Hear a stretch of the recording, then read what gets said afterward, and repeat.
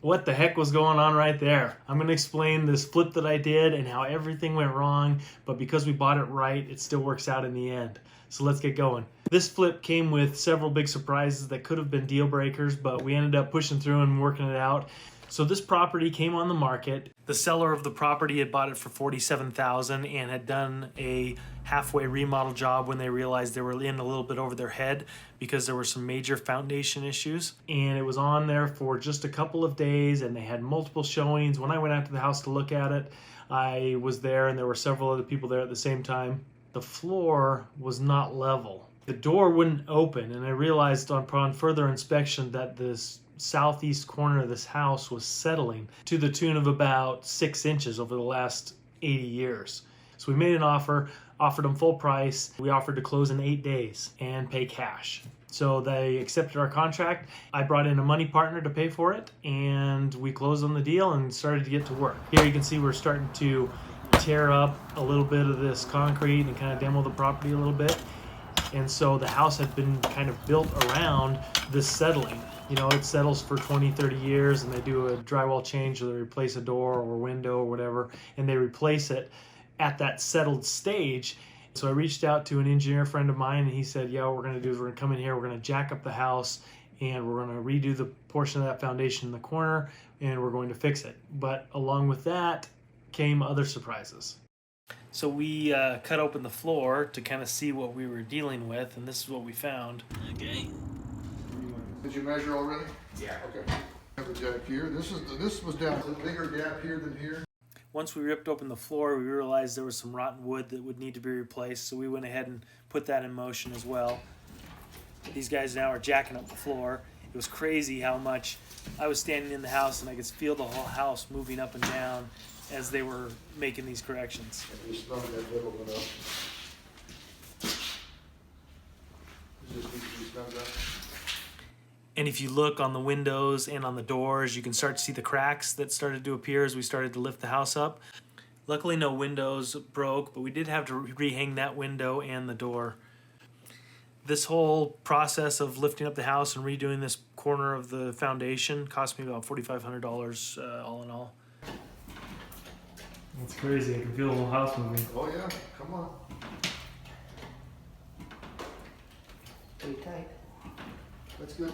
You're good. Check your middle if you're snug there.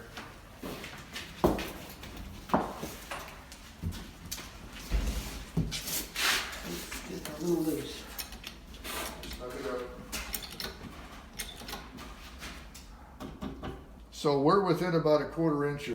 Yeah, we're there, Jason. That's it. Cool. House here that we're looking to flip, and we had some foundation issues that we had to deal with. I'm going to show you what we've done here. We had to jack up the house. Window's a little bit out of kilter, so we're going to have to fix that, rehang it. But you can see how far the house has come up in this, and then down there, there's a honeycomb right there. I don't know if you can see it, but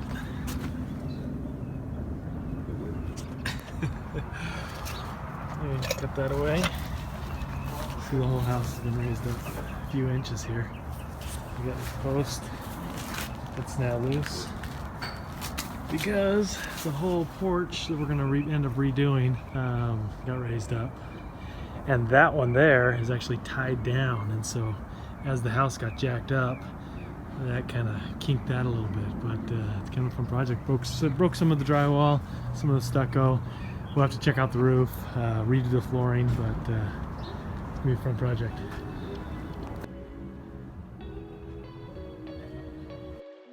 While that was going on, we put a fence in the backyard, put a new AC unit on it, redid the outside, hung a new window and a new door, and repaired all these old cracks, finished up the shower, just got everything ready, put in some new windows throughout the house, and we needed to add a fence to add some privacy.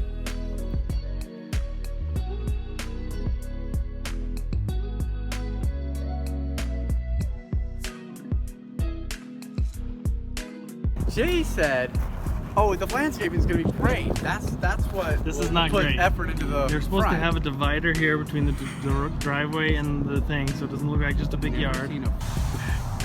Let's see if you fight the door again. This was my favorite part of this salad. No, I didn't. Actually, it was pretty easy. We spent 5 minutes trying to open the door when we got here. We should have filmed it. Very entertaining. As if you didn't know how to open a door. Oh, now I know the key. Jason is really mad right now. He's vocalized that he's upset a couple times. But I actually haven't really seen him that mad, except maybe one time in the last decade. I've seen him get upset with his kids when they were driving him nuts while we were playing golf. They were running everywhere. But this is a new side that I haven't seen before. Look, he's so upset. He's using his hands to point where the paper is supposed to go. I'm thinking he thinks they can see him pointing to the spot while he's explaining it. I don't know if he's as upset that the pavers aren't laid out, or if he's just more upset that I've called him out on how ugly the rocks were. Hey, which one are you more upset about? The fact that they didn't do the pavers, or that I called it out that it was horrible looking with this rock? Well, not that you pointed out, but it is horrible, and it looks horrible. There's a pea gravel. This stuff is the driveway material, not for the whole yard. And they did the whole yard. And there's supposed to be a strip of concrete right here to separate it so it doesn't look like a challenge person did it. And those pavers, they're supposed to make a nice walkway, which they may still do. I'll give them credit for that. They may still do that. But this is supposed to be done today. It's not going to be done today. I'm glad we went and checked out a home that's ready for showing. This was a good experience. This is what it's like to flip a house on a budget. So in the end, this deal wasn't my best deal, but you know, we had a lot of surprises and we worked with them, and because we bought it right, we were still good. We had plenty of money. I made about $12,000 on the deal. My money partner made about $12,000. So we'll call it a win. You know, $12,000 isn't a whole lot of money to make over a 6-month time period if that's all you're doing, but if you're stacking multiple properties up and you're doing multiple flips at a time, it can really start to add up into a nice income or a nice additions to your portfolio. Most of the things we do now, we don't sell, we don't flip much anymore, because we found that by doing some holding and lease options that we can make 2 to 3 times the amount that we would make on a flip.